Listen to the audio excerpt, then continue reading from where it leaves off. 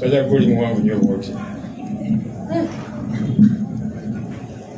you, Bwana SG. People power.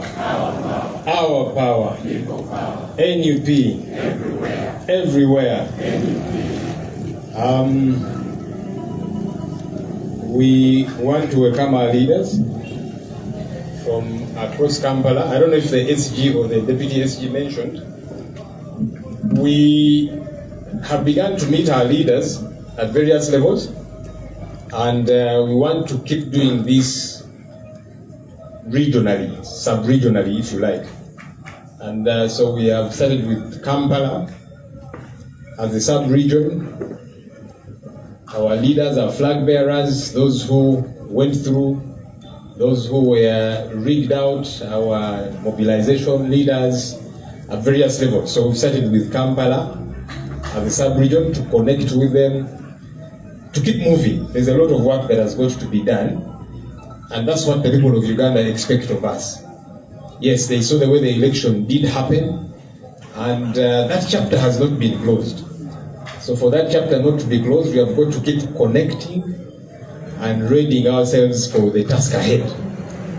That's an expectation by the people of Uganda. So we have begun with Kampala and the sub-region. We'll be meeting our leaders from the various other regions to connect and see how we continue to move. We, as a party, want to appreciate the voices that keep coming through. You see, this election was a very tumultuous election. The brutality that happened, the rigging, the interferences at various levels, people winning, they've got their DR forms clearly showing they're leading, and the EC officials choose to declare whoever it is. We have had some voices speak out against all of these injustices. Religious leaders, cultural leaders, and other opinion leaders, and we want to appreciate them. And as we appreciate them, we want to call on the other leaders that fall in those categories to keep speaking out. You see, this country, the betterment of this country is for the good of all of us, not just the opposition, not just for the national unity platform, for all of us. And so we get bothered sometimes when we hear deafening silence, whether it be from religious circles, cultural circles, and elsewhere. Those who speak out, we are grateful. Our hope is that the others will speak out too.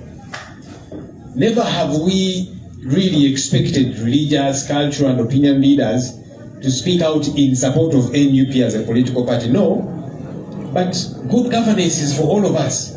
When a country is badly governed, all of us will be affected. Journalists are nowadays beaten. Why? Because of bad governance. Religious leaders are no exception. We saw how a religious leader, a Catholic father, was abducted.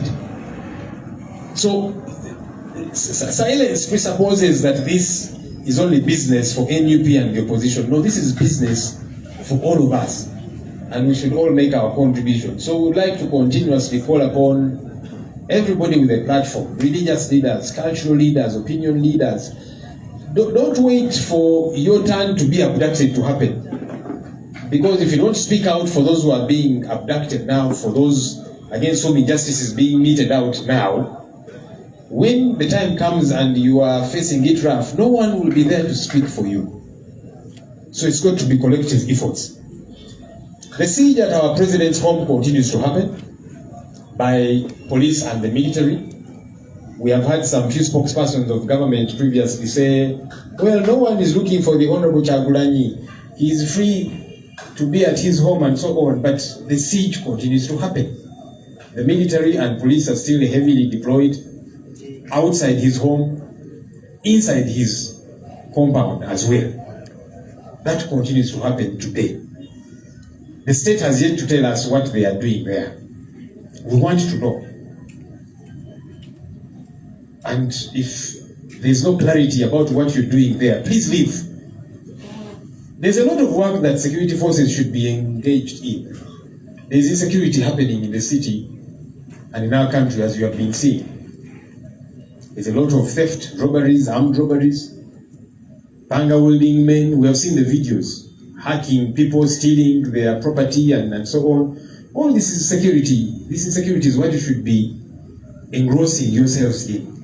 Not camping at the home of somebody who is now not even there. His family is not even there because you have intimidated them, beaten them up, assaulted them, and that's why they are not there.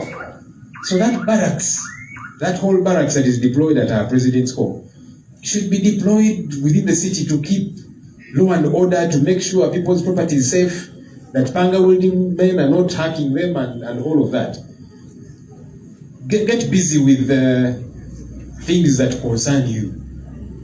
And security does concern you. So we still demand that that siege ends, because there's no reason why they continue to be there. We have said severally, if there is any offense that they think our president committed, do summon him, issue summons, he will show up. Of course, the biggest offense for which he is charged now is challenging Mr. Museveni and his regime. That is the offense. And that's the offense of prisoners. Our leaders at various levels, our deputy presidents, leaders at various levels. There are those who have been in jail for now 6 years. The Machetes, the Kalanzis, that entire team. 6 years you're holding on to somebody. For 6 years you have not adduced any evidence against them, not an iota of evidence against them. 6 years. Really. Does not make sense at all. We continue to demand the release of these people. And as has been mentioned, we want to put the courts of law to the test again. The highest court in the land issued a directive, 31st January 2025, saying civilians have no place in these military courts. Said either release them or transfer their files to civilian courts. That has not happened. These people are still being held in contempt of a court order. So we are hoping that courts will rise to the occasion and defend their sanctity. Because if the highest court in the land issues an order and it is not respected, our hope is that courts will say, no, we want our independence to be respected. Let's wait and see how that gets to happen.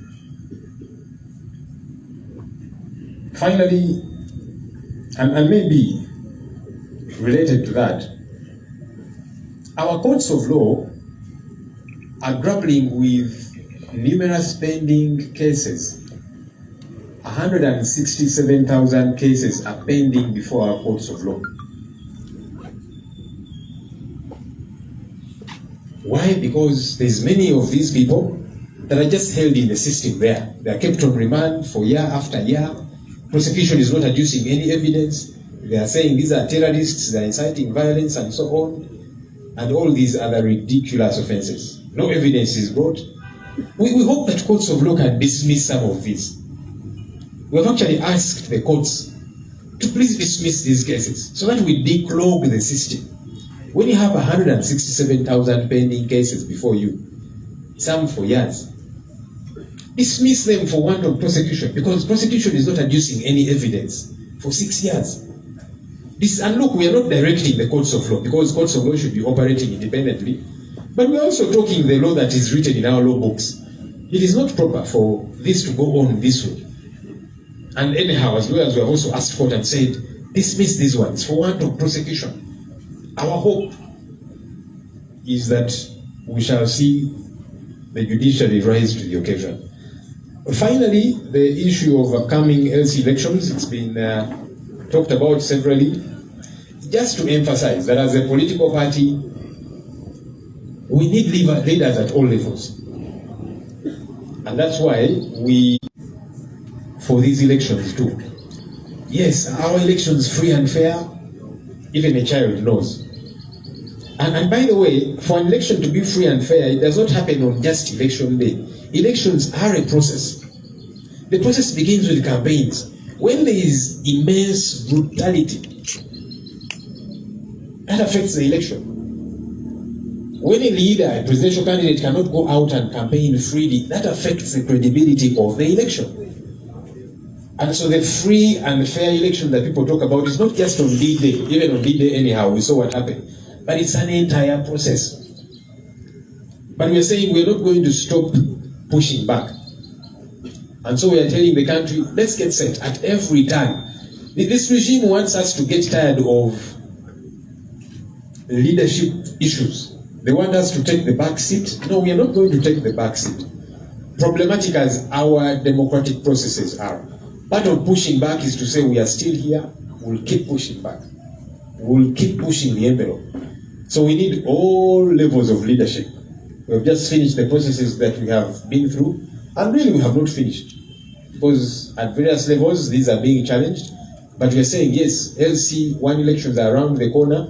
We are coming for that too. And as a party, we are getting set. We hope the guidelines from the Electoral Commission come through very quickly. See, the challenge also is that sometimes the Electoral Commission might avail all the details there are to our colleagues in the NRM, and then for us, 1 or 2 weeks to the elections, they say, here are the guidelines, and so you have 1 week to scamper around.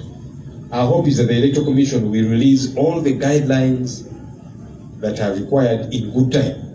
That's part of a process being free and fair. Twagala okwebaza abakulembeze bannaffe tusinkanyemuko ne tuwayamu ku nsonga ez'enjawulo. Ng'ekibiina tugambye tugenda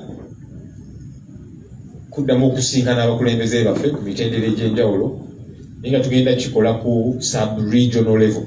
Katutandise ne sub-region eya Kampala, abakulembeze ku mitendera egy'enjawulo, abatukwatira flag, abaalangirirwa n'abo abataalangirirwa newankubadde baawangula, baregistrar baffe, akulembeze ku levels ez'enjawulo ne bakansalazi bonna. So tutandise ne sub-region ya Kampala, era nga ne sub-regions endala zonna mu ggwanga tujja zisinkana. Ezimu wano ezisinga tujja basangayo eyo mu bitundu byammwe olw'akagenda akawanvu nga kiyinza okukola amakulufu abakulembeze ne tuva eno tujja tusinkana abakulembeze baffe ku mitendera egy'enjawulo. Yes, akalulu katambula nga bwe twakalaba, naye bwe tugamba nti tebinnaggwa kiba kitegeeza tugenda kutuula. Tujja sigala nga tusinkana nga tutema empenda, tusigala tutya nga tutambula, tusigala tutya nga tuzzaamu abantu baffe amaanyi, emirimu gino tambula. Wano Museveni ne gavumenti ebaagala tupondookere ddala, tubiveeko tuggwemu amaanyi. Tetugenda kuggwamu maanyi, tujja sigala nga tukola ebyo tugwanira okukola paka nga tutuuse ku buwanguzi bwe tulina otutuukako ffenna ng'eggwanga. Twebaza abakulembeze mu mitendera egy'enjawulo ensangi zino. Tubawulira bannaddiini, abakulembeze ab'ennono, abamu ku bo boogera ku bikyamu ebigenda maaso ne bagamba edda kino kitwa kikyamu, akalulu kalina kubeera kabwenkanya, abantu temubatulugunya. Oli oba oteebereza nti azizza omusango, towamba muwambe n'omutereka eyo mwezi gumu, 2 n'emirala, mutwale mu kkooti waakiri. So nga bwetwebaza abo tukubira omulanga n'abalala. Bannaye twogere, eggwanga lino okutereera kyetaagisa ffenna, si just ffe aba NUP, ffenna twetaaga eggwanga nga lina obukulembeze obulungi, ng'eggwanga likulemberwa bulungi. Teweetaaga kubeera memba wa NUP kuloza ku bukulembeze obukyamu. Ensangi zino bannamawulire babakuba nga bakola omulimu gwabwe. Kakati bannaddiini nabo babalumbye. Mwalaba Faaza kwe baawamba e Masaka. Faaza kakiba kitegeeza ne bannaddiini nabo tebali seefu. So ensonga zino ffenna zitukwatako. Ffe tetugamba nti bannaddiini mugende ku butuuti bwammwe mutandike okukuutira NUP akadingidi. Ekyo ne mu mateeka tekiba kituufu. Naye ffenna twogere ku bikyamu ebigenda mu maaso. Aho batuwagira NUP wakakati Faaza gwe baawamba Deus Dedit yali wa NUP nedda. Bannamawulire basiba bakuba bakola mulimu gwabwe. So kitegeeza nti effugabbi ffenna ligenda tukosa. So kitukakatako ffenna okulwana mu ngeri yonna gye tusobola okulaba nti embeera eno etereera. Yes, of course, juzi kati twali tujjukira Archbishop Janani Luwumbu. Kati oba oli awo bannaddiini abamu bayinza okutyamuku kubanga bye batubuulira Idi Amin Dada bye yakola okuwamba abantu, okubabuzaawo, neno gavumenti yeekula.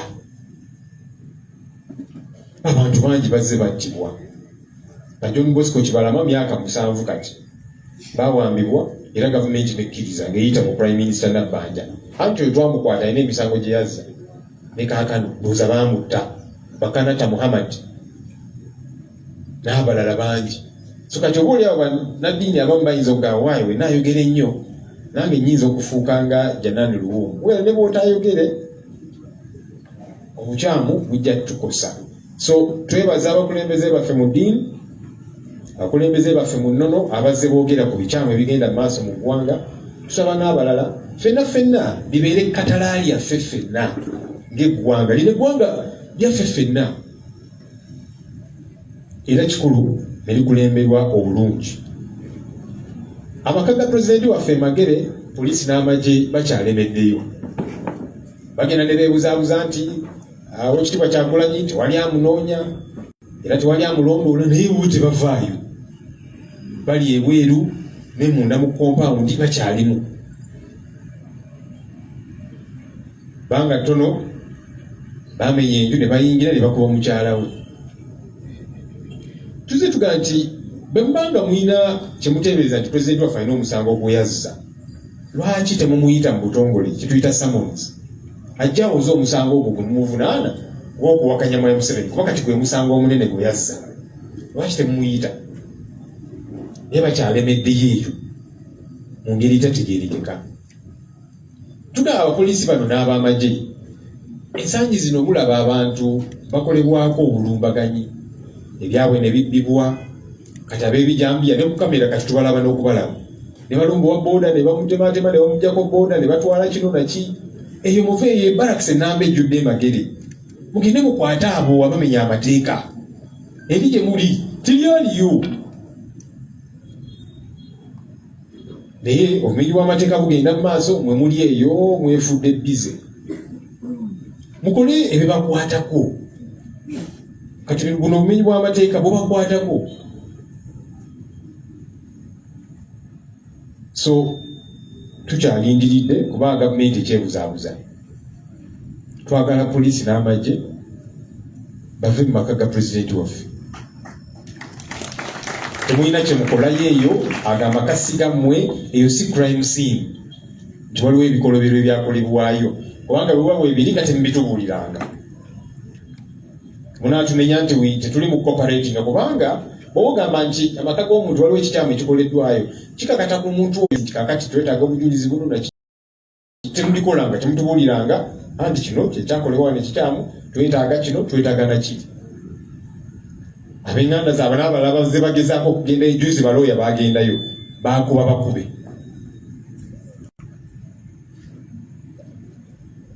Ensonga ya bannaffe be tuyita ba political prisoners nga babagulako emisango lwa byabufuzi era bangi ku mitendera egy'enjawulo,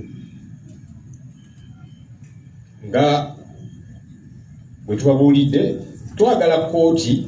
Waliwo emisango egimu kati bannaffe bamacete bakalanzi tiimu eyo yonna myaka 6 kooti ensukkulumu Supreme Court yavaayo neewe ekiragiro nga 31 January 2025 nega nti abantu babulijjo tebalina kuwozesebwa mu kooti z'amagye, either mubate oba emisango gyabwe mugitwale mu kooti eza bulijjo. Nakati tekinnakolebwa, abantu bano basibiddwa emyaka 6, obujulizi tebuleetebwanga.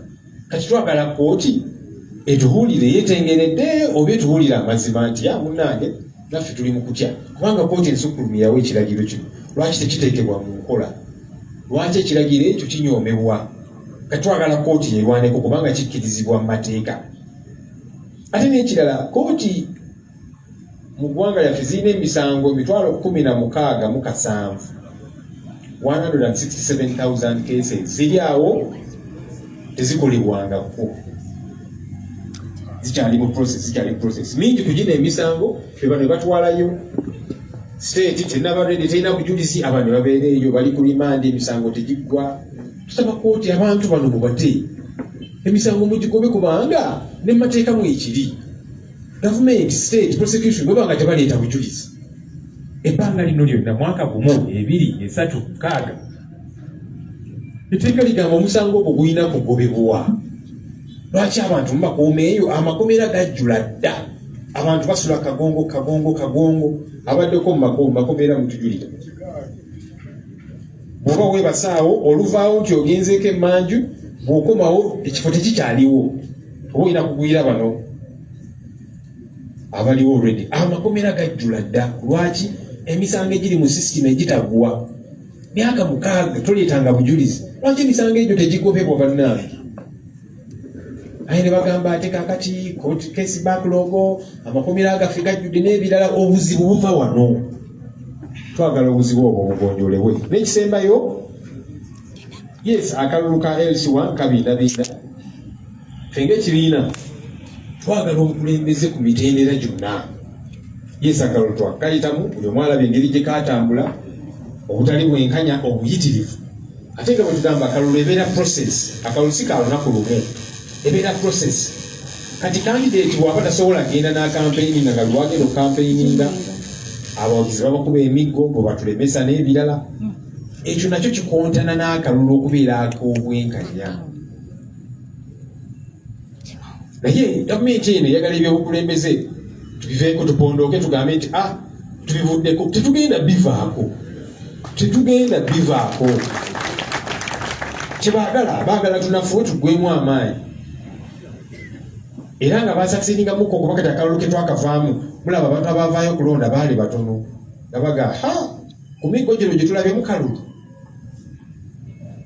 N'ababula mu mawulire nabo babukuba. Bwe tunagenda ku polling stations tebatukube kubanga kye baakola e Kawempe North mu by-election.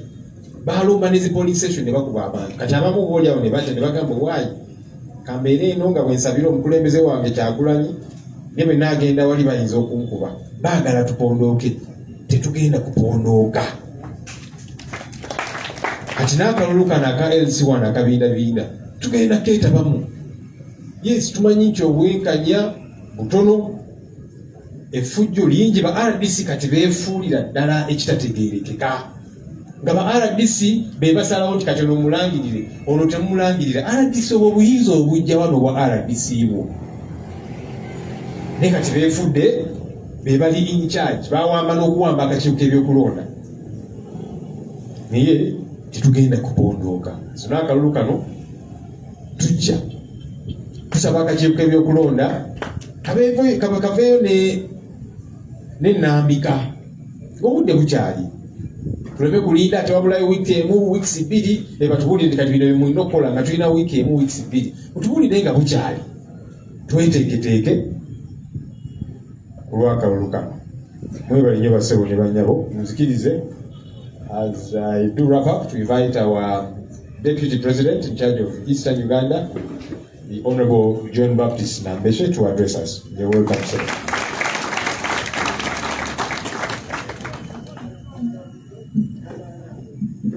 People power, our power.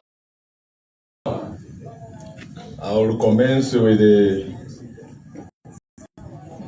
thanksgiving remark to God the Almighty for the lives that He has accorded us, and for the good life that He has kept our President, away though he is safe and sound.